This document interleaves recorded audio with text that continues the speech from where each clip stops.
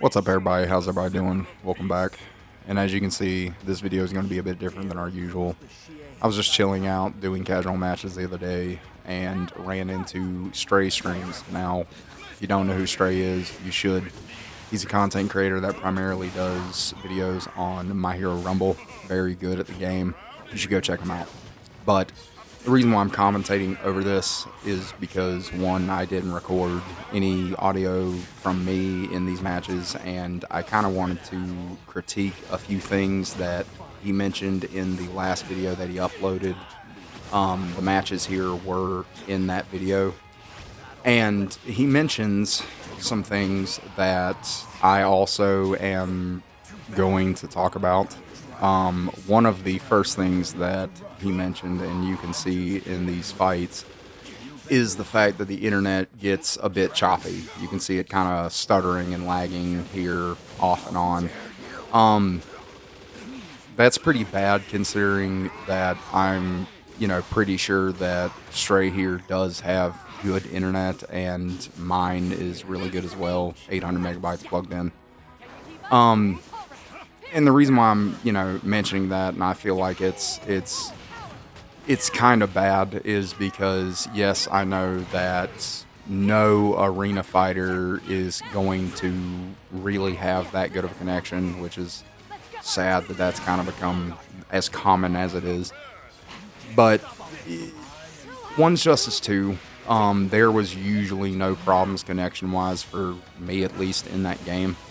And I feel the formula was right, and the foundation was built off of that. So I don't know what changed from that game to this one.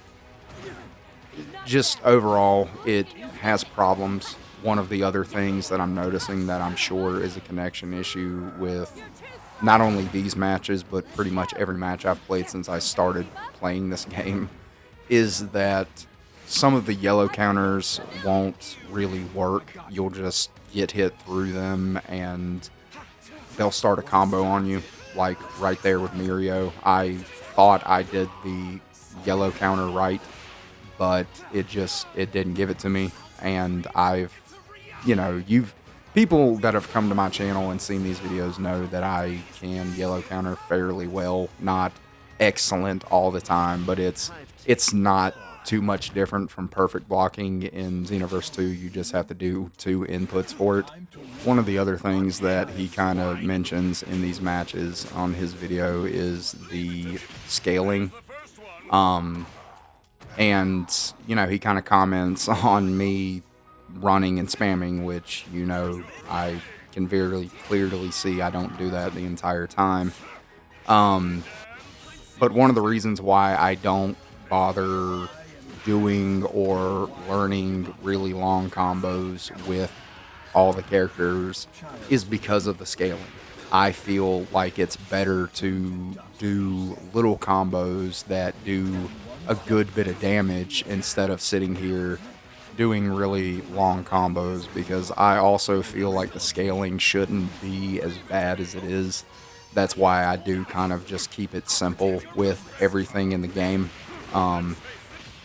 And, I don't know, there's also an element of, hey, these combos may drop for whatever reason. I know that some characters in the game have issues going around objects in some of the maps that they just drop the ult.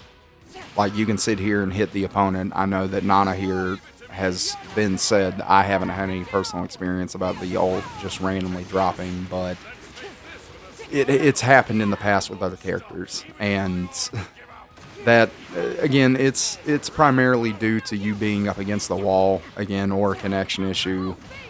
But one of the pet peeves I have about this game is that nobody asked for maps to where there's objects that people are running into all the time. Nobody asked for that. I have no idea whose decision that was, and I don't know who said the decision was a good decision.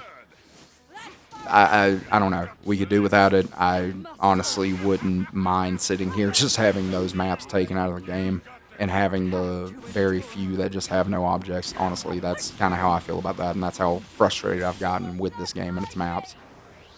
One of the other things that I like to mention on that note is that I feel like certain characters need to have certain details put in them, such as, like, take for an example, the high-end Nomu that Endeavor fights in the anime and stuff that's in this game.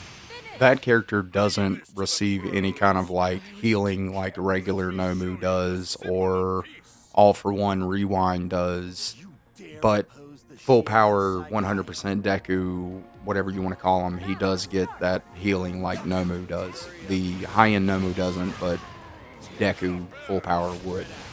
And I'm a stickler for details when it comes to things like that. I at least very wish that they added Eerie on his back if that's the case.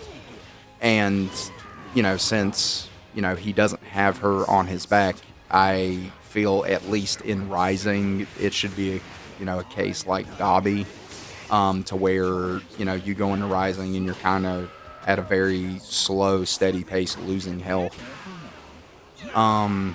Things like that. Like stickler for details, have the characters kind of be more like, the actual depictions of them and the anime. And since we're on, characters and whatnot, some of the DLC characters, in this game, I like the two that we've already gotten, but, I hope we get some movie characters like Nine, or hell, you could even sit here and do All for One Bakugo. I think that would be really cool. Just a little bit of ideas for that. Now, here, just going back to, hey, the game's overall just functionality with certain things, Stray does kind of get irritated with the fact that I'm using the teleport on him the way I am when he's on Overhaul. Now, he's thinking that he can sidestep or something while I'm doing the teleport, but he's already in an animation. And that, screws me up too in a lot of matches. I'll sit here and whiff something and think I can, recover from it in time to block or counter or whatnot, just whatever. But, yeah, it's honestly the only way I had to like counter that character, since he's keeping back and China just spamming his moves with Overhaul. I had to pretty much just wait until he did it and then teleport him. That was honestly the best defense. Do I necessarily think that Overhaul's projectiles should totally disappear with this? I feel like it's a good idea in the terms of nerfing the character, but technically speaking, I don't think it should happen. Just that's my opinion on that. Some of this too is like me with a lot of matches. It's a knowledge check, because he also states that the team that I'm running, pretty much most of my characters are scary, and that's where, hey, it's a knowledge check, because anybody who played One's Justice 2 in that game, these characters weren't that great. They were pretty much mid-tier, and I can't speak for Nana there, but in this game, the animations and everything haven't changed that much, and I used to play these characters a lot in One's Justice 2, so they really haven't changed that much. There have been some things added, but it's not been drastic or anything. But yeah, it's a knowledge check, like right there. He did kind of, have an outburst when the armor went through with the punches on Mirio. Now, that usually works.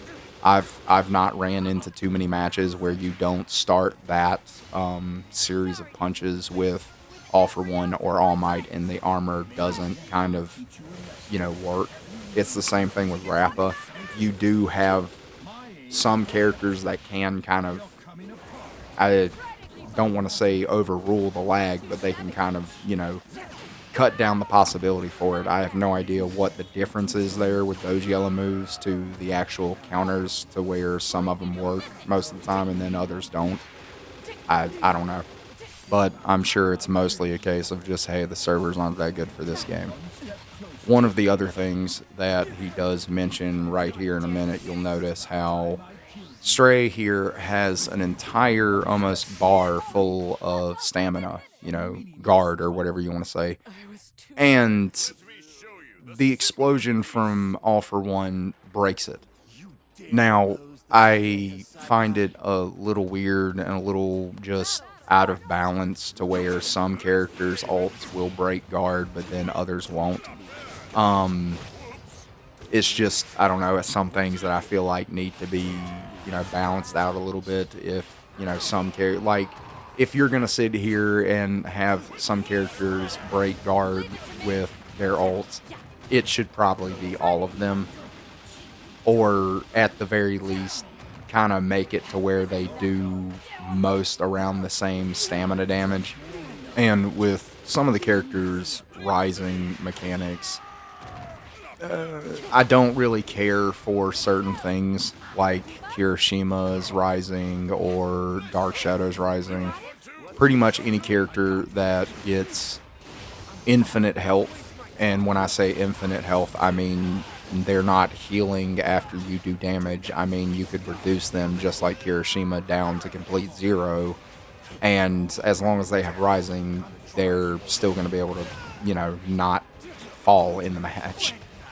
Some of those things I feel like that should be adjusted a little bit, and one of the ideas I had for that is up most of the other characters' rising time and keep, the certain characters that either have a shitload of armor you can't really do anything to other than red move spam or run and throw projectiles and hoping you hit them. Things like that. Because that's, going to be kind of a bad thing that everybody just consistently does in this game is run from each other while in Rising.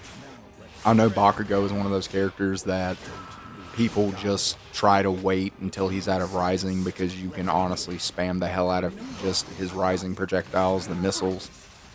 And that also with things you can spam in this game when in Rising is a bit overpowered. Either you need to turn down the damage or you need to turn down the ability to do it as much as frequently as some people do. Again, like Bakugo's missiles or Metal Might's, beam that he shoots down, the satellite beam or whatever it's called.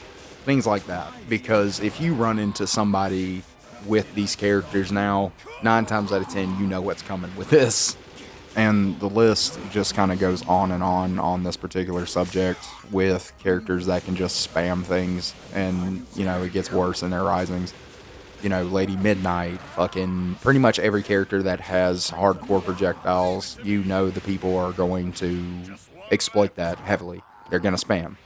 And I know spam and things that people exploit in the game is always going to be a thing with anime arena fighters. It's just the nature of the beast with these kind of things, but it can be worked on and fixed. The companies need to start listening to the people who actually play the game.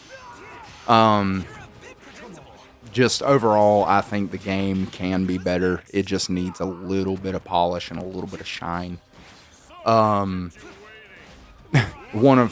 on the side note of characters, my little problem with some of the characters that they picked to be in this game, like the chick, I don't even remember her actual name. That's how little I care or even know about this character in the anime. From what I understand, she didn't really even play a prominent role. She only had one match with Ida, the tech chick, and they added her into this game. I have no idea why. She shouldn't be in the game, at least in my opinion. It's stupid, and she's a very good character in this game. I don't know. Just with the maps and just, hey, nobody asked for this. So, yeah, no. Viking, hey, please come in. And also to Stray, if by some off chance he sees this, hey man, sorry these were frustrating matches. The game frustrates me all the time. But, yeah, I'm going to get out of here to let you guys enjoy the rest of your day. Thank you so much.